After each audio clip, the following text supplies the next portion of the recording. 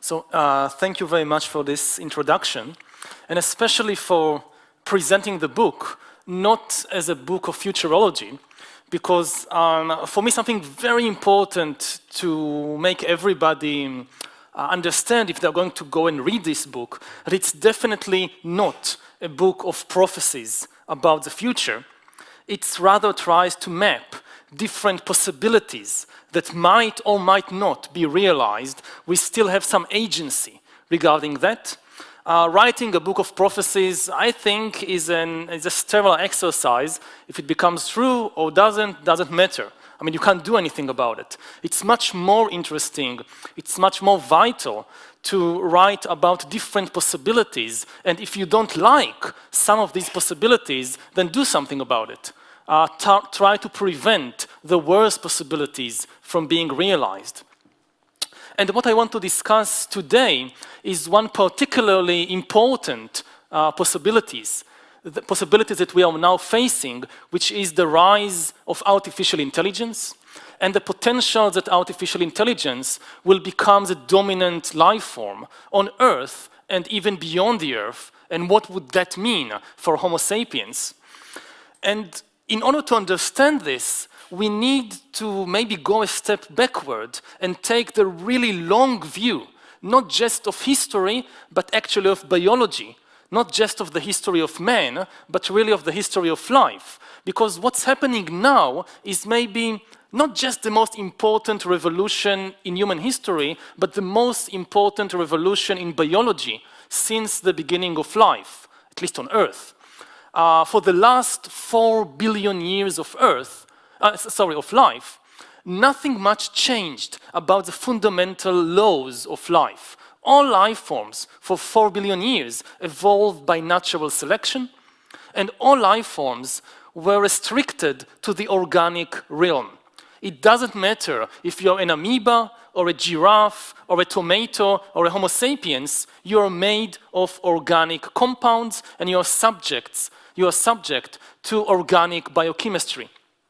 This is now changing.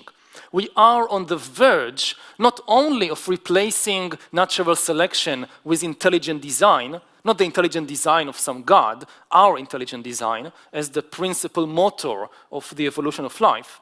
We are also on the verge of allowing life to break out for the first time from the organic realm into the inorganic, and creating the first inorganic life forms after 4 billion years of evolution, which also implies that life will for the first time have a serious chance of breaking out of planet Earth and beginning to spread in the rest of the galaxy, in the rest of the universe.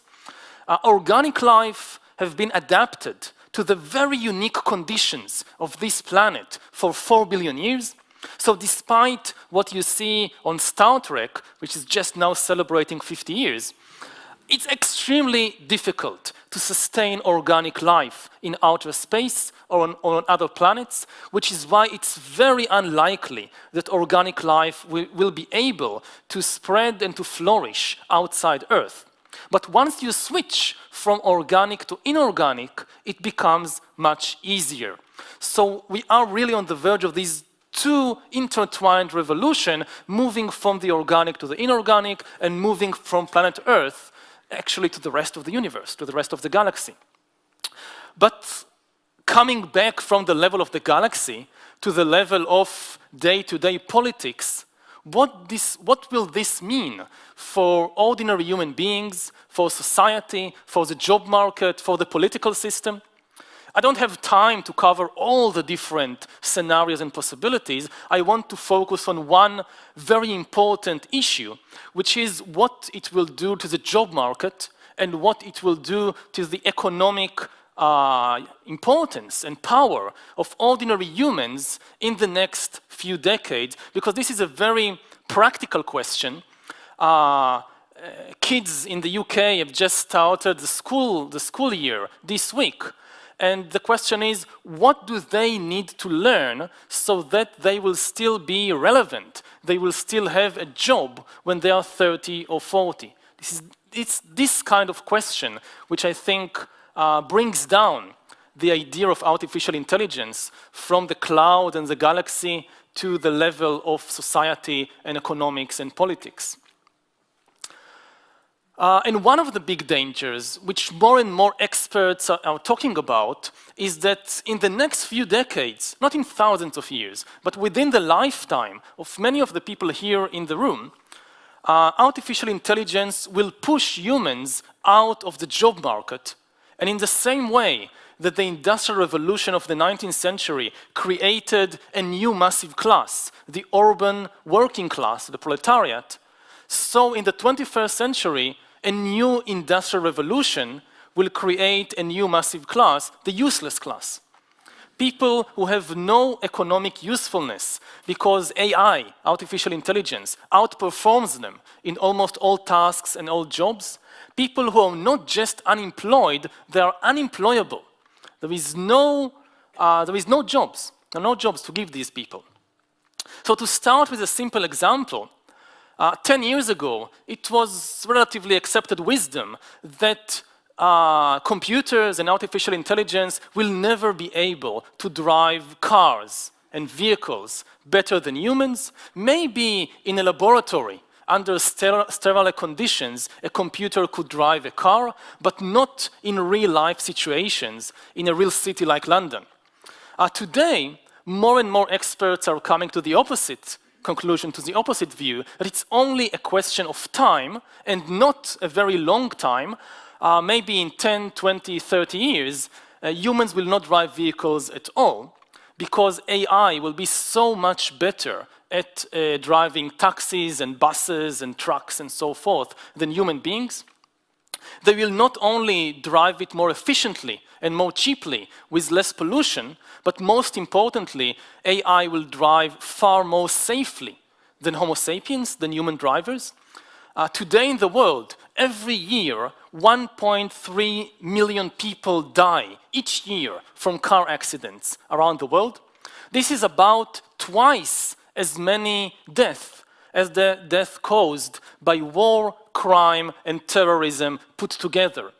And most of these 1.3 million people are killed as a result of human mistakes, of human errors or negligence. It's cases like people falling asleep while driving, cases like people drinking alcohol and then driving, people ignoring traffic lights, people ignoring the stop sign, people driving too fast inside a city, things like that. This is the major reason for these more than 1 million deaths every year. If you replace humans by AI, most of these errors will disappear, will be prevented, and self-driving car, a computer, will never drink alcohol and then drive. A self-driving car will never fall asleep while driving. If you program it correctly, or if this is how you program it, it will never disobey the traffic laws. It will always stop at a stop sign. It will always stop at a red sign. Even more importantly, from the viewpoint of safety, today, each car is an individual unit. When two cars are approaching an intersection, each car sometimes tries to signal its intention. The driver is trying to signal his or her intentions, but the two cars are really independent entities, which is why sometimes they collide. However, if you prevent humans from driving, and all the vehicles on the road are autonomous, and they are driven by computers, by AI, then the logical and possible thing to do is to connect all of them, one to the others, so there are no longer independent vehicles on the road, but all vehicles are connected to a single network, to a single master algorithm, which is far less likely to allow two of its puppets to collide. So from this perspective, it's quite likely, it's not a prophecy, it's not certain, all kinds of things may prevent it from happening, but there is a good chance that in, say, 10, 20, 30 years, humans, all human drivers, or most human drivers, will be replaced by AI, and which will have enormous good consequences, but which also means that millions of jobs will disappear. The same thing may happen with many, many other professions. I don't have a lot of time, so I'll give just one example, what might happen to doctors.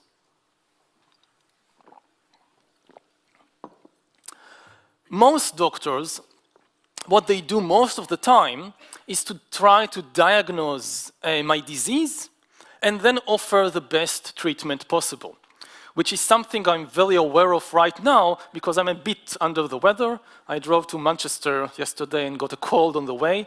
I think it's a cold, I'm not sure. I feel a bit dizzy, I feel a bit something in the throat. I think it's a cold. I can't go and ask my doctor because my doctor is back in Israel.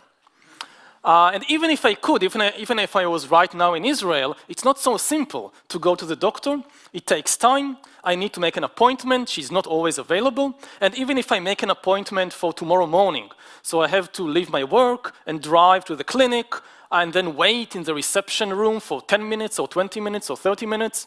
And then finally I get to see the doctor. And I don't know how it is with the NHS in the UK, but in Israel, my insurance pays for very short visits, maybe 5 or 10 minutes. That's all that my doctor usually has for me. During these 5 or 10 minutes, when she tries to diagnose my disease, so she would ask me 3-4 questions about how I'm feeling. Do you have a headache? Do you feel dizzy? Something like that.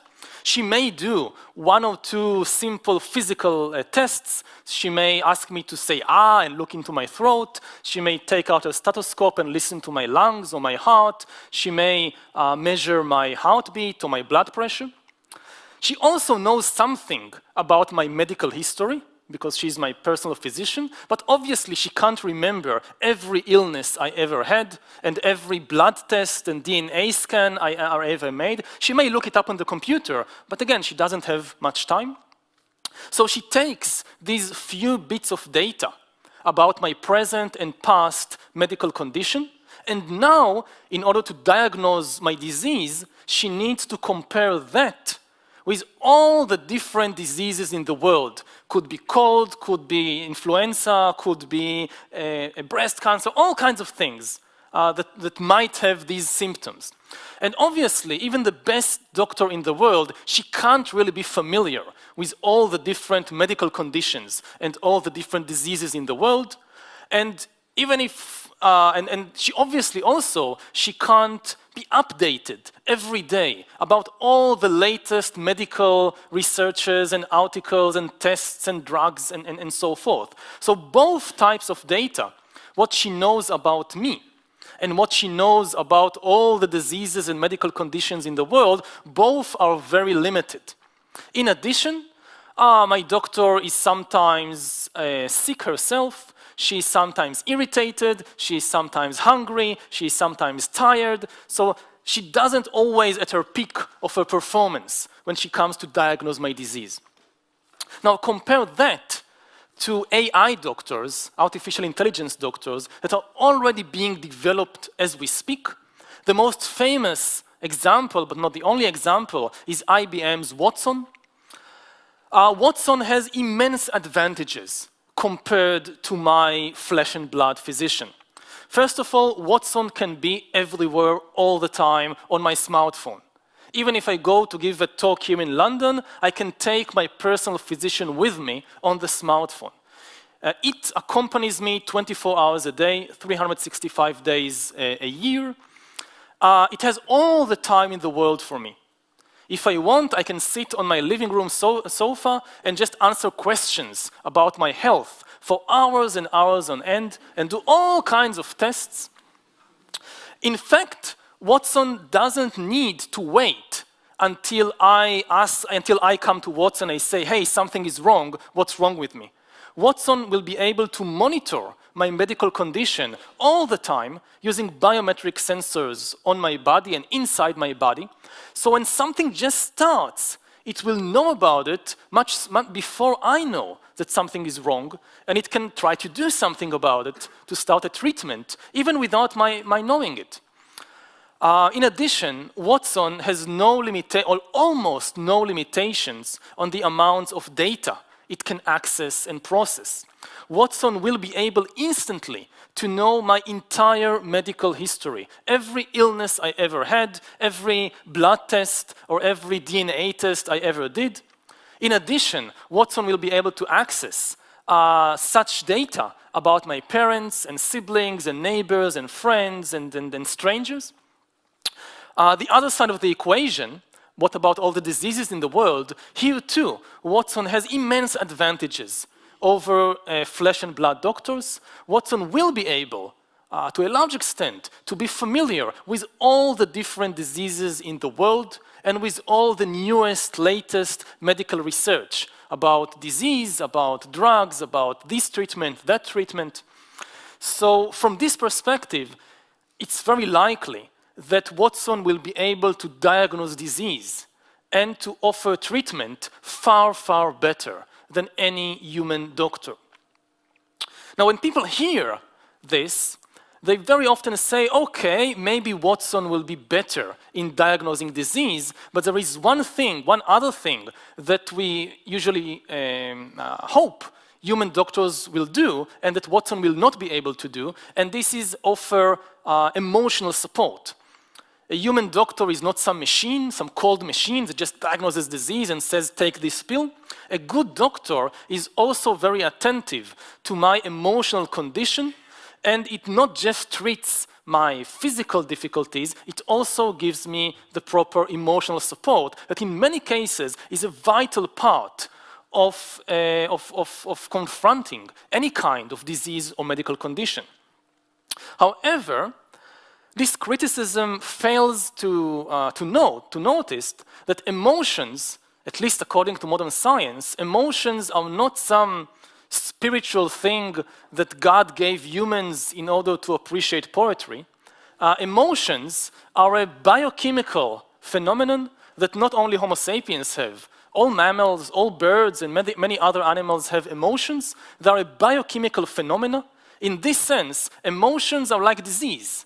They are both biochemical phenomena, and therefore it is extremely likely that Watson will be able to diagnose my emotional condition just as it diagnoses my illnesses and my medical problems. If I go to my human doctor, how does my human doctor know my emotional condition? She relies on two kinds of signals, external signals that I'm giving. She relies basically on visual signals, like my facial expression or my body movement, my body language. And she relies on audio signals, audio cues. She listens to what I say, not just the contents, but even more importantly, the tone of voice. So if I sit in her office, she looks at my face, she listens to my words, and this is how she knows if I'm angry, if I'm fearful, or whatever. Watson will be able to do all that. Computers are already outperforming humans in diagnosing correctly, in analyzing correctly facial expressions and tone of voice in order to recognize emotions. But much more importantly, an AI like Watson will have access to another and even better source of data about my emotions, data coming from within my body. When my doctor looks at me, when I sit in her office and she looks at me, she sees my face, but she can't see my brain, and she can't see my heart, and she can't see what's happening inside me. Watson will be able to access biometric data coming from the brain, coming from the heart, coming from the bloodstream, and therefore is likely to be able to diagnose my emotional condition far, far better than any human doctor. Now, there are still problems, some technical problems and also legal problems that prevent Watson and things like Watson from replacing most doctors tomorrow morning. It may take 5 years, 10 years, 20 years. But what we need to realize is that we need to solve these technical problems just once, just once. In the case of human doctors, of flesh and blood doctors, in order to get a doctor, you need to take a person, and then you need 10 years, at least 10 years, of going to medical school and doing all kinds of studying and experimenting and experiencing, in order, after 10 years, and a huge investment in time and money and energy, at the end of this process, you get one doctor. If you want another doctor, you have to start all over again and invest all this time, all this energy, all this money again. Which is why in many countries around the world, there is an acute shortage of doctors. With Watson, with an AI doctor, you just have to do it once. Even if it costs $100 billion to solve the technical problems that still prevent Watson from replacing my human doctor, if you invest these $100 billion and solve the problems, what you get is not one doctor. You get an infinite number of doctors available everywhere, all the time, for everybody. Even somebody in the middle of the jungle can have a personal physician on his smartphone or her smartphone, which provides far better medical care than almost any doctor alive today. So the potential is really immense, which is why, again, more and more experts believe that not all doctors, but many doctors, maybe 50, 60, 80% of doctors will be replaced by AI within 10, 20, 30 years. And the same thing may happen to many other professions. Lawyers, teachers, insurance agents, and so forth. When people hear about this possibility, again, one of the most common objections is to say, we've heard it before. We've heard it before, this fear of machines replacing humans. It's not new. A lot of people in the 19th and 20th century were afraid that as machines replace humans in agriculture and then in industry, you'll have this massive unemployment and massive crisis with all the useless people. And it didn't happen because as old jobs disappeared,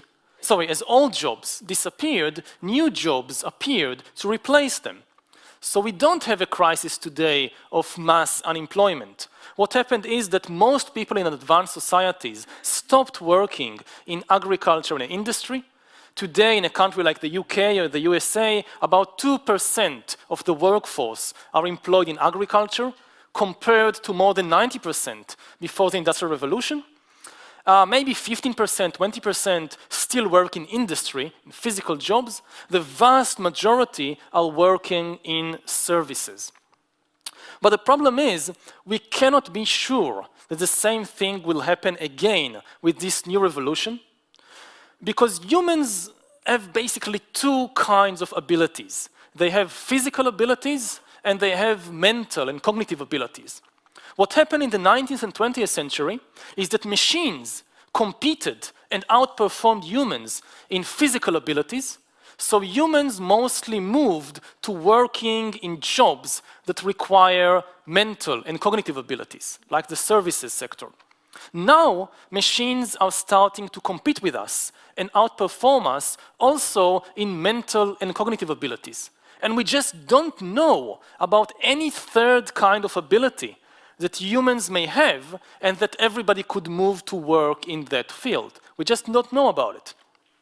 Another problem is that even if new jobs appear, the pace of change is so quick that humans will have to reinvent themselves again and again during their lifetime, which is something that is very, very difficult beyond a certain age.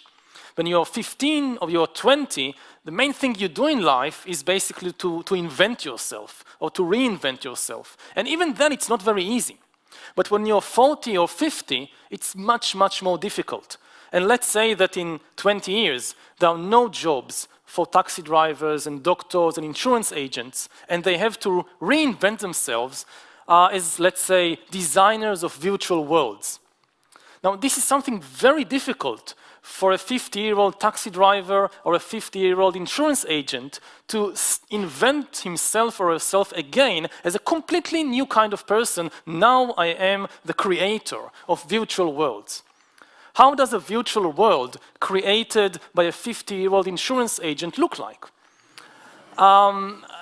It's a very difficult question. And it goes back to what I started with, which is what to teach children today at school. And the answer is that nobody has a clue. I mean, children who today start the first week of school, first grade, nobody knows what the job market would be like when these kids are 30 or 40. It's very likely that almost everything they learn at school will be completely irrelevant. But what to teach them instead, nobody knows, because we just don't know what kind of job market we'll have in 2050 and what kind of skills people will need in these kinds of so far unknown jobs. So, as I said, just as the 19th century created this new massive class, the urban working class, and much of the political and social history of the 19th and 20th century revolved around this new class, the working class. Similarly, in the 21st century, we may see the creation, the rise of a new massive class, the useless class. And much of the social and political and economic history of the 21st century will revolve around that class and around the question what to do with billions and billions of economically useless people. And because they are economically useless, the danger is also that they will be politically powerless. Because usually economic usefulness goes hand in hand with political power. And as humans lose their economic usefulness, they may also lose their political power. And to give just one simple example, when you have all these millions of taxi drivers and truck drivers and bus drivers, each of them commands a small share of the transportation market. And this gives them not only a certain amount of economic wealth, it also gives them a certain amount of political power. They can unionize, and if the government pursues a policy which all these taxi drivers or truck drivers don't like, they can go on strike. So they have also some political power. Now, if you replace all these drivers with driverless cars, which are basically managed by a single algorithm, which is owned by a single corporation, which is owned by a handful of billionaires, so all the economic and political power that was previously shared between millions of drivers is now being monopolized by maybe 5 or 10 individuals. As I said in the beginning, this is not a prophecy. Nobody really knows how the job market, how the economy, how the political system would look like in 2050. If you don't like this particular possibility, you can still do something about it. Thank you.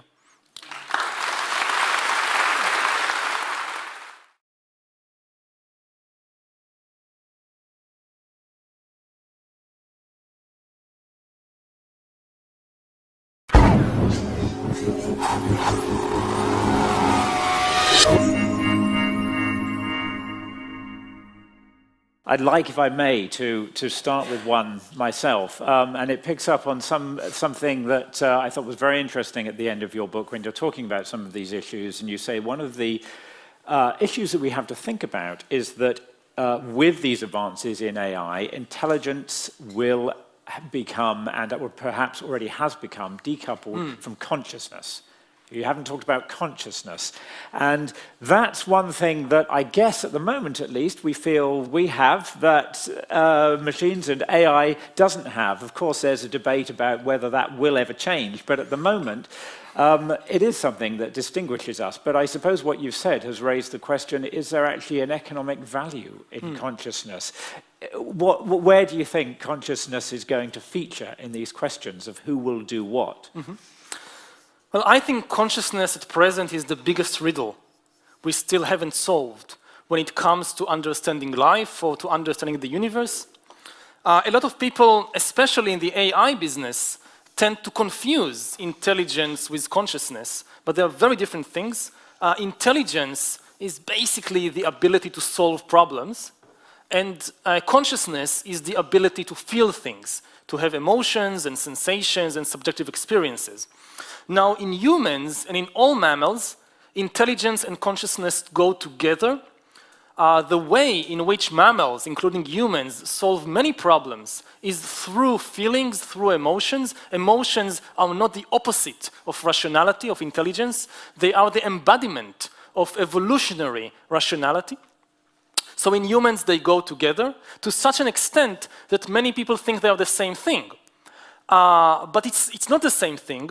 We have other organisms that have sometimes high intelligence without any consciousness. These are, for example, many plants, trees, and so forth. They are highly intelligent in the way that they solve certain kind of survival problems, but as far as we know, they have no consciousness, they have no feelings, they have no emotions, they don't feel pain, they don't feel love, they don't feel fear.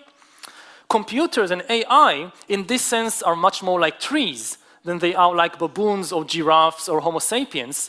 They are running not only just towards intelligence, but towards superintelligence, while bypassing the path of consciousness. They are taking a different route to intelligence than the route that mammals take. And over the last, say, 60, 70, 80 years, there has been a tremendous progress in computer intelligence. There has been exactly zero progress in computer consciousness. In the days of Alan Turing, computers had zero consciousness, and today, the best computers in the world still have zero consciousness. As far as we can tell, they have no feelings, they have no emotions, and despite what you see in science fiction movies, there is no indication that they are going to develop any kind of consciousness anytime soon. There is no reason to think that they must develop consciousness if they want to become super intelligent. In most science fiction movies, there is this fallacy that the Matrix or whatever artificial intelligence is fighting against humans, if it's going to be really intelligent, it also must have consciousness. And this fallacy appeals to us because we are mammals. And in mammals, intelligence and consciousness go hand in hand. But computers are not mammals. They're not animals. They are something completely different. So what we may see in the 21st century is the development of super intelligent but completely non-conscious entities. And this is quite frightening. If I spoke in the beginning of the talk about the potential of artificial intelligence of even expanding from planet Earth to the rest of the galaxy, so we have this potential of creating a galaxy, even a universe, full of intelligence but devoid of consciousness. And this is a very scary thought. Okay, I want to open it up to questions, and I will try as far as I can to keep an eye on the gallery as well. But could I have, yes, please, sir. Why do you say that humans who are not productive are useless humans? Throughout history, and certainly today, a majority of jobs are not fulfilling in any way. They're only important because they give access to the fruits of production. They bring you money.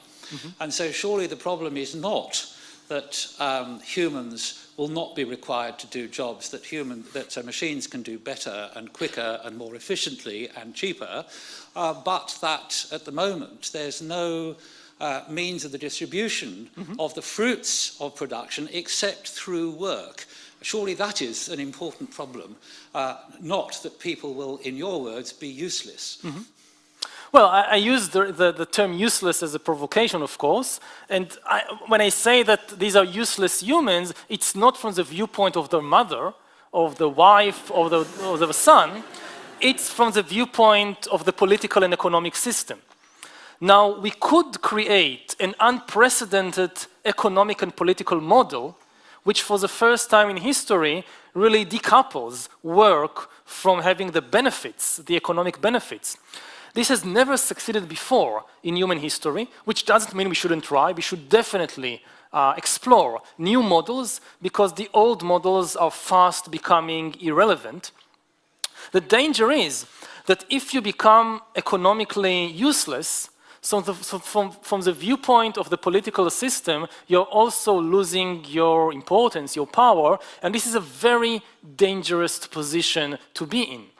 If you look at what happened in the 20th century, what you see is that governments throughout the world, not only in liberal democracies, but also in dictatorships, invested a lot in the health and education and welfare of ordinary people. Even Nazi Germany, as long as you weren't a Jew or something like that, invested heavily in your education and health and welfare and built hospitals and schools and gave vaccinations to everybody and so forth. Why? Not because Hitler was a very nice person, but because Hitler knew and the Nazi elite knew that if they wanted Germany to be a strong nation with a strong army and a strong economy, they needed these millions of poor Germans to serve as soldiers in the army and as workers in the factories and the offices. Now, if you take this usefulness out of the equation, then the danger is that the state and the elite will stop investing in the health and in the welfare and the education of the masses. It doesn't have to be like that, but from a historical perspective, it is a very big danger. Now, there is talk today about a potential solution, which is a universal basic income, that, say, the government will somehow manage to tax Apple and Amazon and Google and all these giants who are extremely creative in tax evasion. They'll somehow manage to tax them and use the revenues to provide universal basic income to everybody. Which is a model worth exploring, but it's not an easy model because it's not clear what universal and what basic mean. When it comes to universal, so what is universal? Universal is only citizens of the UK, only citizens of the EU, or also the citizens of Bangladesh and Somalia and Sudan and so forth. We now have a global economy. If we find a solution that is good for the citizens of the EU, but leaves everybody else outside, this is a very problematic solution. The second question is what does basic income means? What are the basic needs of humans? The basic needs of humans keep changing all the time. I mean, previously people thought, oh, if you just have access to food and shelter, that's it. That's basic needs. But today, certainly in the West, people think that you need far more than just food and shelter if you have your basic needs met. People say even access to the internet is now a basic human need. If in the 21st century you have revolutions in biotechnology that enable you to extend human life far beyond 80 or 90, will this be a universal human need that everybody are entitled to?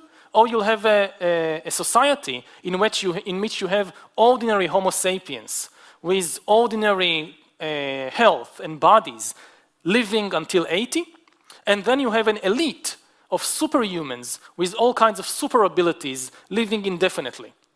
So I don't know what the answer is, but certainly it's worth exploring these new models, and we don't have a lot of time to explore them.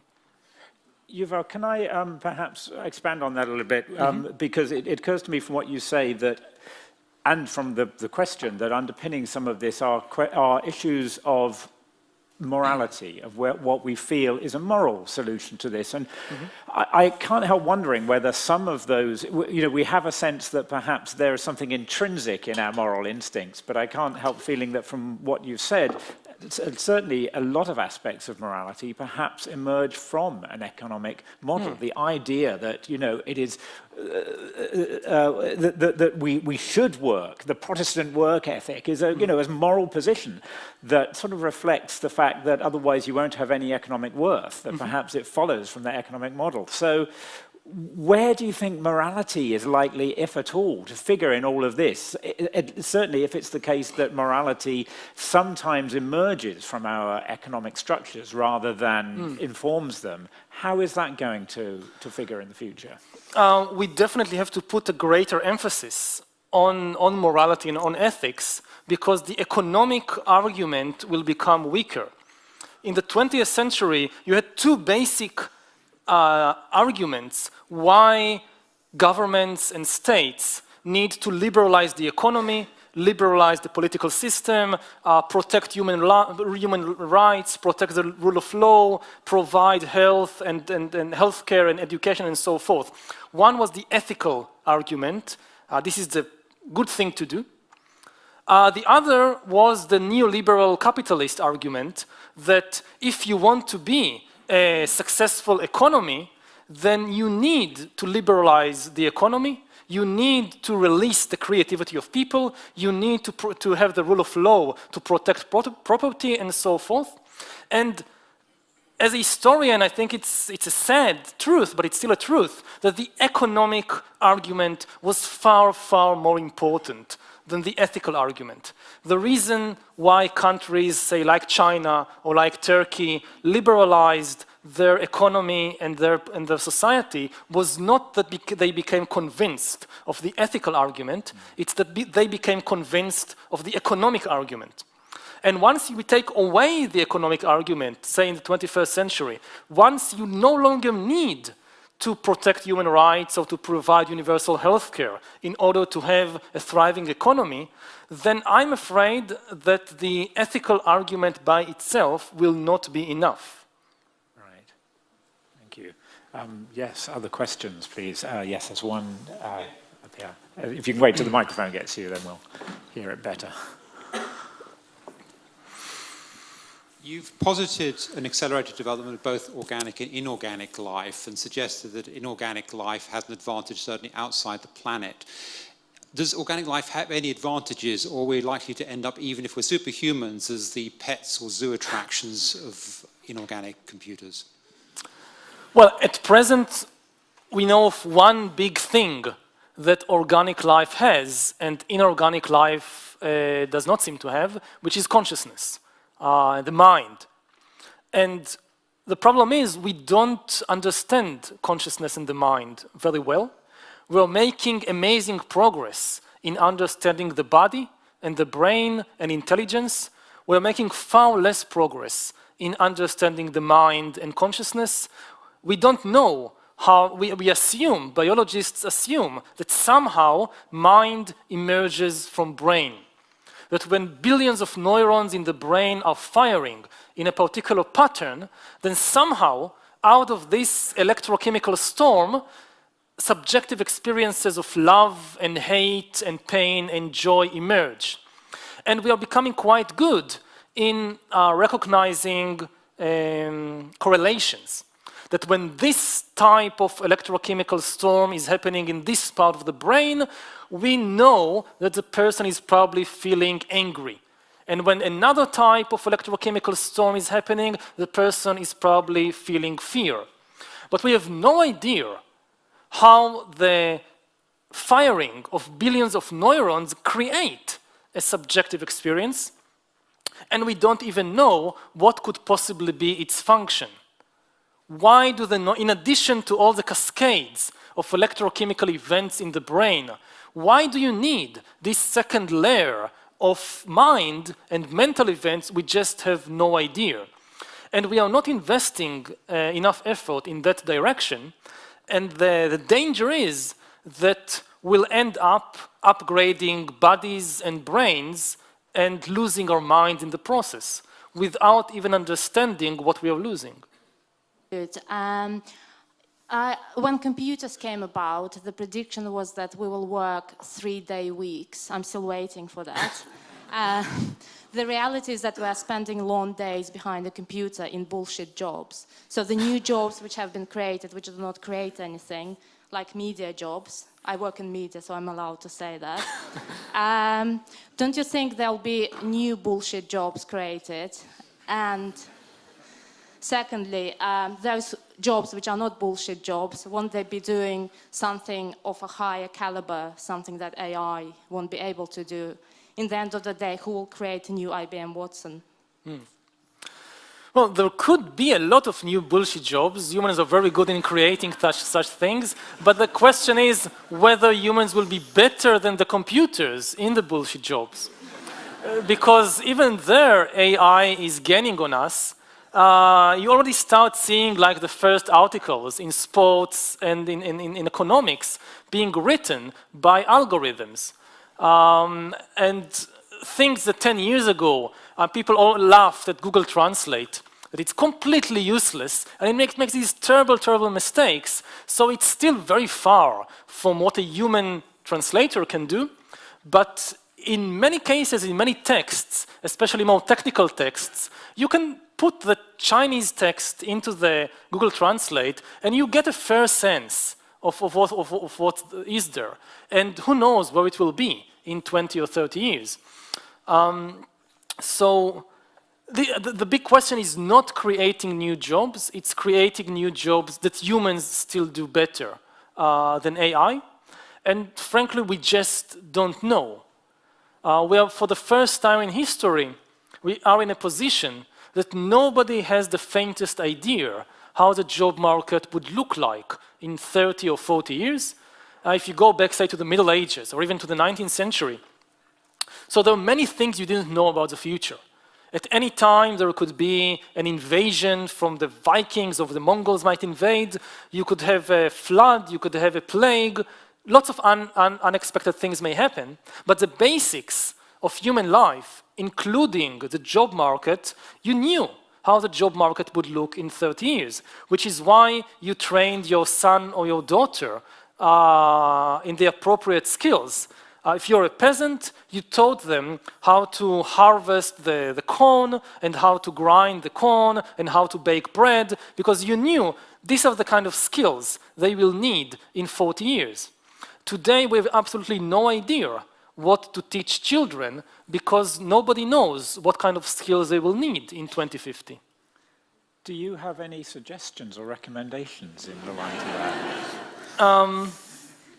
I think the best bet under current conditions is to invest in emotional intelligence and emotional resilience, because the one thing we are certain about the world of the 21st century is that it will be extremely chaotic with a lot of changes, and for the first time in history, people will have to reinvent themselves throughout their lives.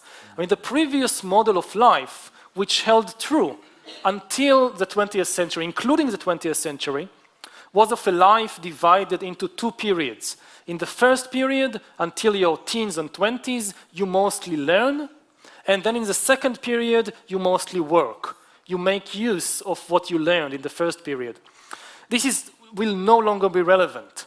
By the time you're 40 or 50, most of what you learned in your teens is completely irrelevant.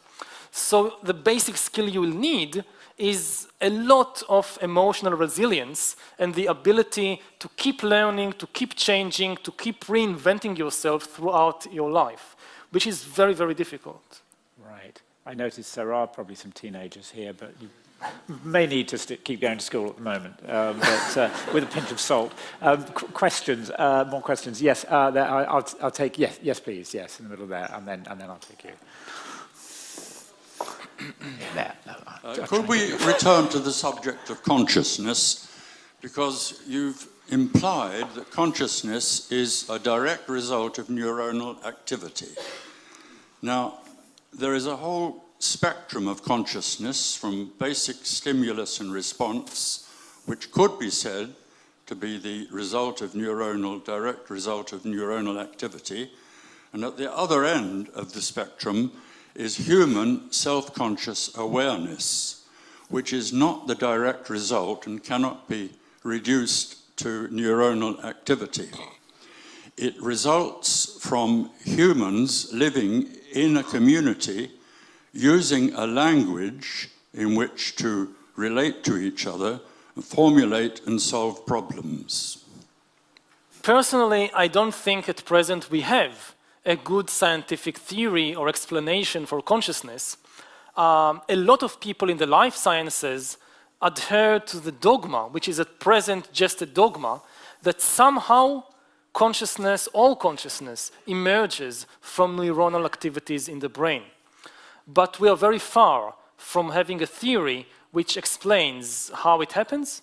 And I wouldn't be surprised if during the 21st century we come to the conclusion that this is not the case, that you cannot reduce mind to brain and that you cannot reduce consciousness to just neural activities in the brain, which doesn't mean that we then go back to traditional religious visions about there is a soul, there is a spirit. No, I think we need to go forward and develop this branch of science much more deeply and carefully, the science of consciousness as against the brain sciences. And again, as I said, I'm afraid we are not doing it fast enough. I mean, we are investing a lot in the study of brain, partly in the hope of deciphering intelligence and creating superintelligence, and we are not investing enough in the study of consciousness and subjective experiences. You made the point earlier, and you make it in your book, that it's still not clear what value consciousness has, that even for social cooperativity there are creatures, ants do it, that we assume don't have a high degree of consciousness, which is interesting because I guess often the assumption is that there's clearly an adaptive value to us being conscious, but you feel that we haven't established what that is or even whether there necessarily is one. Yes, again, the common assumption there must be some adaptive value in that. And people say, oh, it's obvious, we need to feel fear, so if a lion comes, we run away. But as we study the brain more and more, then we understand what is the biochemical cascade that leads from the vision of the lion, from the activity in the eyes, how it goes through billions of neurons and ends in our legs moving and we running away from the lion. What we don't understand is why in all this biochemical cascade, we also need the second layer of actually feeling fear. Why can't it all happen if you take like a billion dominoes and one makes the other fall and so forth? They don't need consciousness in order to do it. So why do the billions of neurons in the brain, what does consciousness do? In addition to what the neurons are doing, and we don't have any explanation for that, at present, I think the best theory we have is that consciousness is some kind of mental pollution. That it's just an inevitable byproduct of the firing of the neurons, which does absolutely nothing. It's like somebody compared it, I think, to the roar of the engine, of a jet engine, when a plane is flying. The noise, it doesn't do anything, you don't need it, it's just there. So also consciousness, it has no practical purposes at all. It's just a kind of pollution created when these billions of neurons are firing. I personally am not feel very good about this explanation. I think we just have to keep on researching. Could I take the next question, please? Going back to the society with economically useless people, as you call them, presumably these people will still be consumers. So consumerism will have to play part in the way the society is structured. I wondered, what are your thoughts about that? Yes, one theory is that humans, the ultimate value of humans will be just as consumers, that will do nothing useful at all, but the economy needs consumers. However, you could have consumers which are not humans, which are not conscious. In a very simple system, you can have, for example, a corporation managed by algorithms which mines ore, iron and nickel and so forth, and another corporation which processes metals and produces robots that then it sells back to the mining corporation, and the mining corporation sells the product of the mine to the robot corporation, and they trade and they make billions of dollars, and you don't need any humans as consumers. Nobody, but this is how the economy functions. I mean, what is the product of the economy at present? Nothing. I mean, if you look at the economy from outside, it's just a closed system. It does nothing from the outside. So if you have an economy, it's of course a very simplified version, but to make it easier to think about it, if you have just these two corporations trading with one another and mining more and more ore and sending spaceships to other planets to mine iron on Mars and Pluto and so forth, you get an expanding and very successful economy without any human consumers, without any consciousness, which can go on indefinitely. And even today, we are starting to see this phenomena of non-human or non-conscious consumers. If you look at the advertising industry, so the most important consumer, the most important client of the advertisement industry today is no longer human beings, they are algorithms, and above all, one particular algorithm, which is the Google algorithm. If you want your product to be successful, if I want my book to be successful, my #1 client is the Google algorithm. And I know this for a fact because when they ask me to write this blurb or something, describe the book in 10 words or 20 words, so they have these experts which know what the Google algorithm pays attention to, and they say, no, don't say it like this, say it like that, because then the Google algorithm will notice you more. So we are already in a stage when, at least in some areas, the most important consumer is a non-conscious algorithm. That's very interesting. There's a question right at the back there. I'm sorry, I can't see even if you're male or female, but yes, please. Right, thank you. Now I can.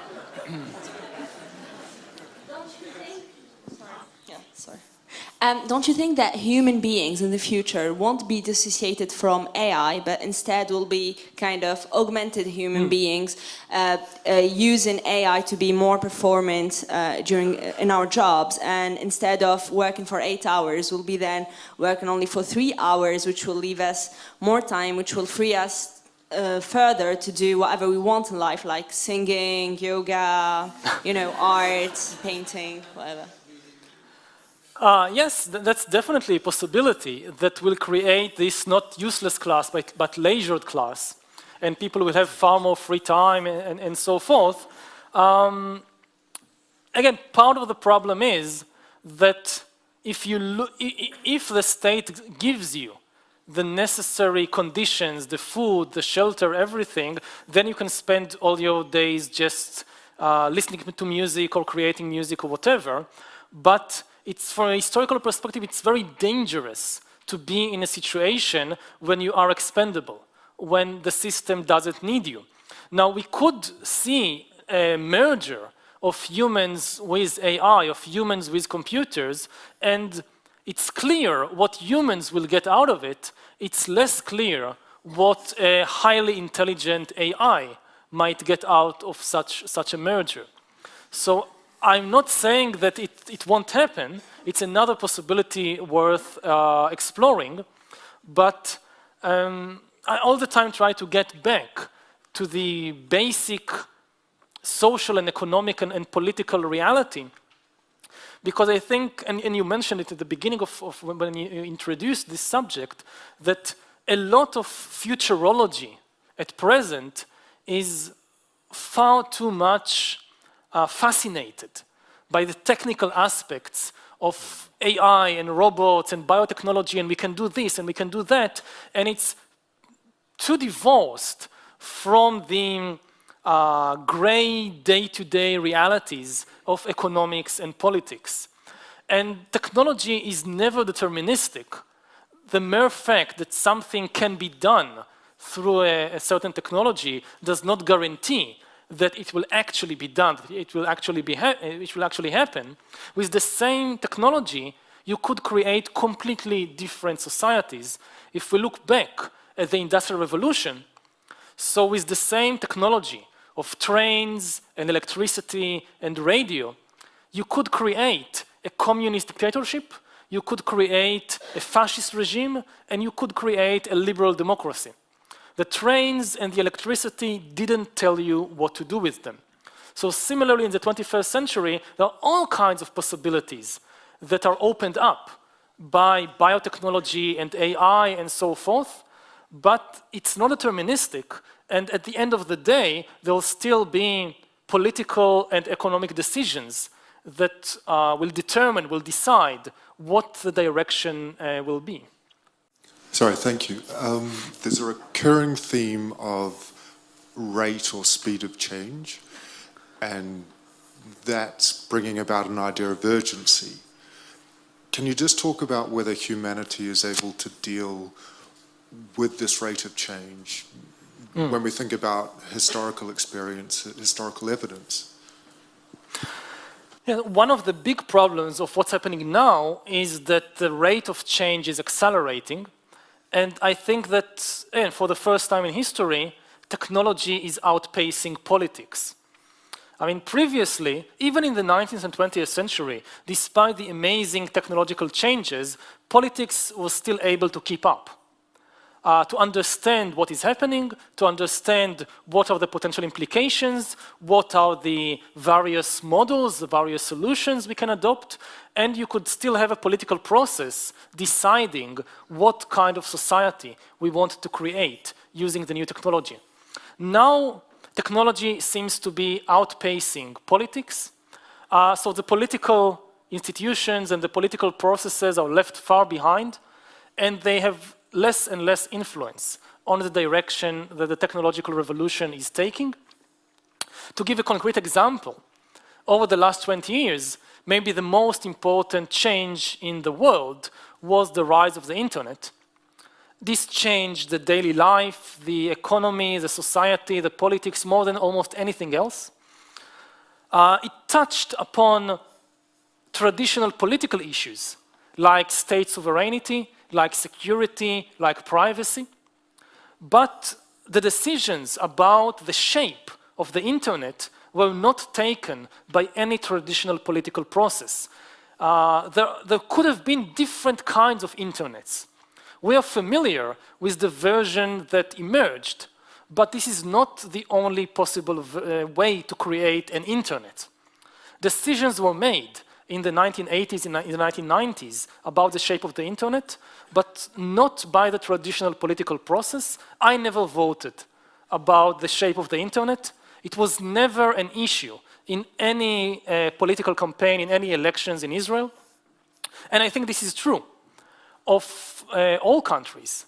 Very few political parties have any policy on the internet, how it would look like. Maybe they have policies on very particular points, like who controls the data or taxation of the tech giants, but they don't really have any serious vision about what they want the internet to look like.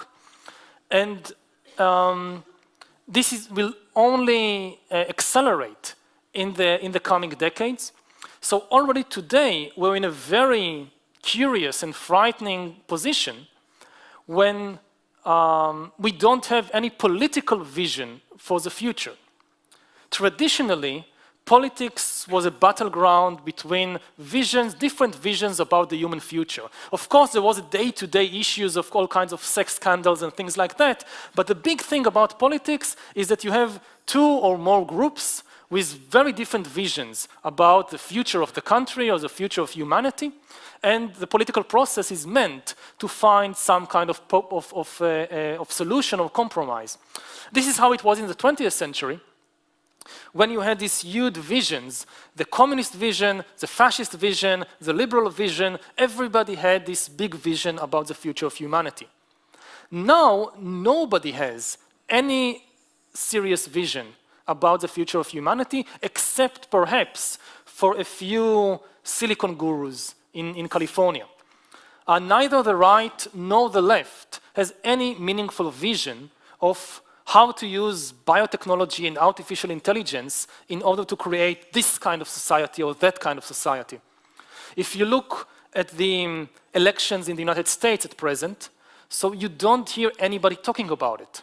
Donald Trump has no views, as far as I know, about artificial intelligence, and it's likely not because he's hiding something. I don't think he's capable of hiding. I don't think he's capable of hiding some very important views, keeping it to himself. It's just not part of the political landscape, which means either of two things: that nobody is thinking about it, or that it has become the monopoly of a very small group of engineers and entrepreneurs in places like Silicon Valley. And it's good that they are thinking about it, at least somebody does it, but it's bad that nobody else is doing it, especially because they don't really represent anybody except themselves. So I think what is very urgent is to start a political debate about these issues before it is too late.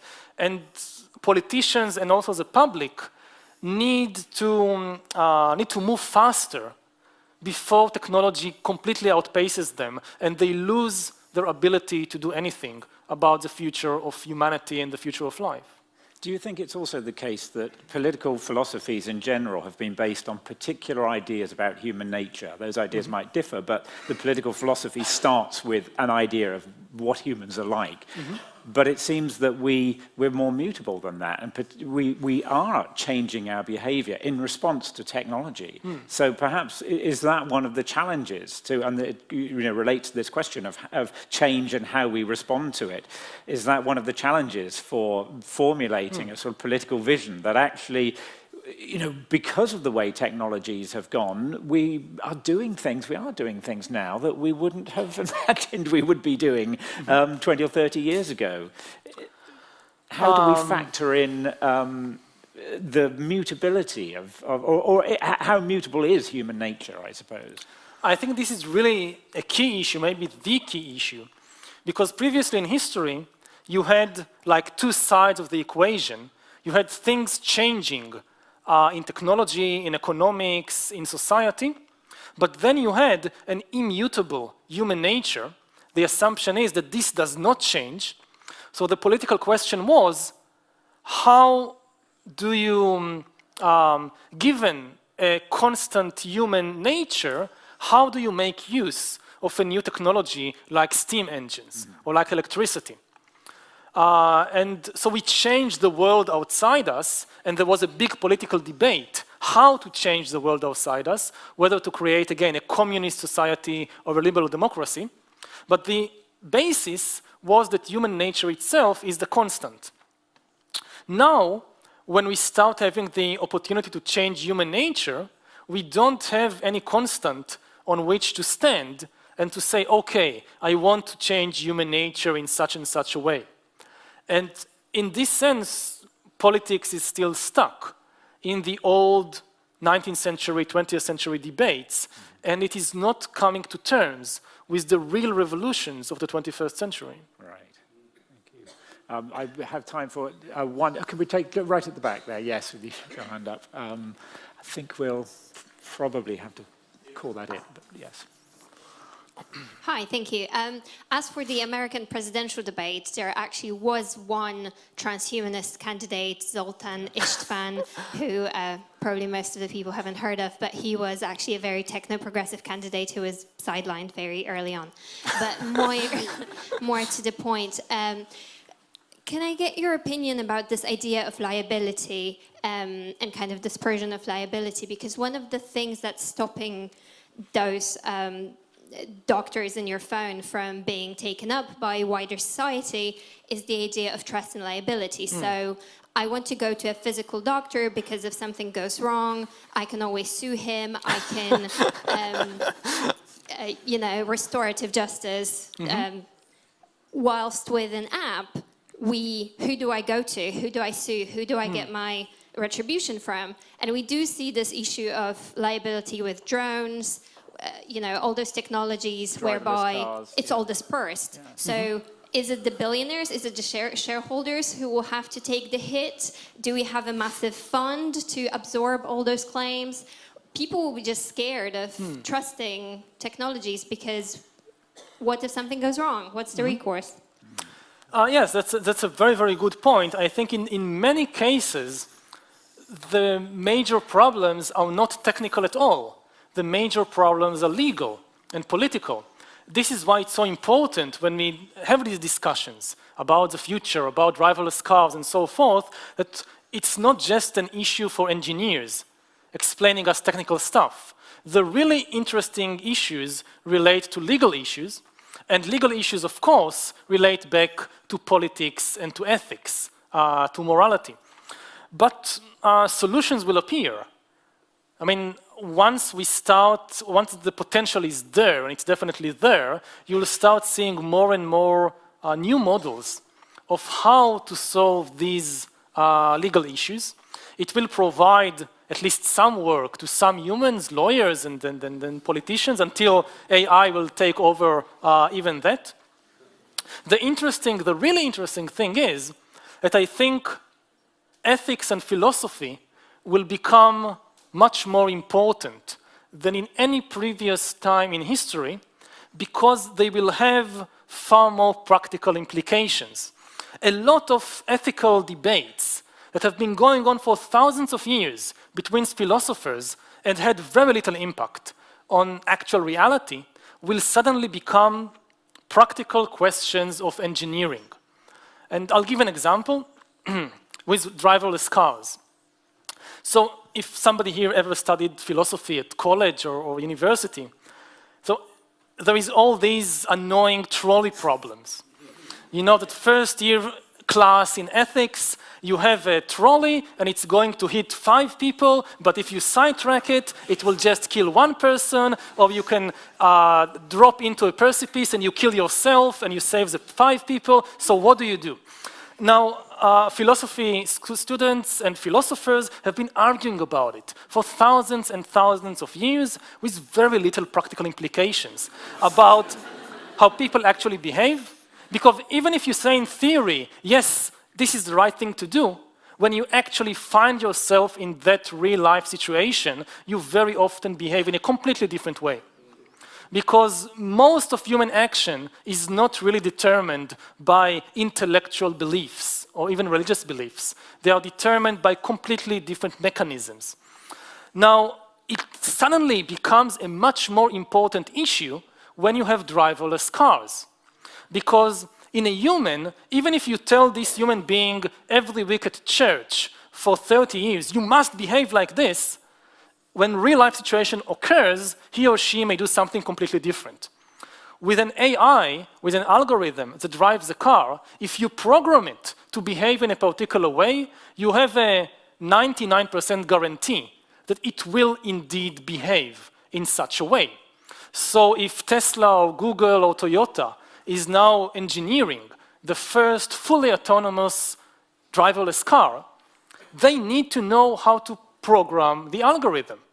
If indeed the car is driving on the highway and suddenly the car notices, the algorithm, the AI, notices that it is about to run over 5 pedestrians. And there is no way to avert this except by swerving to the side, falling off a precipice, and killing the single person inside the car that owns the car. How should we design the algorithm? This is a practical question of engineering. This is not a theoretical question of philosophy. There could be all kinds of solutions. Given that we live in a capitalist neoliberal society, I guess somebody up there in Google or Toyota will say, let's just leave it to market forces. We'll design and build 2 cars. We'll build the Toyota Altruist that falls off a precipice.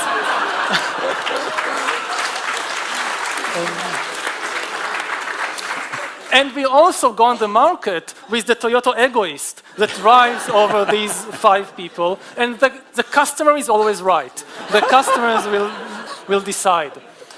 So in this way, these philosophical problems will become engineering problems.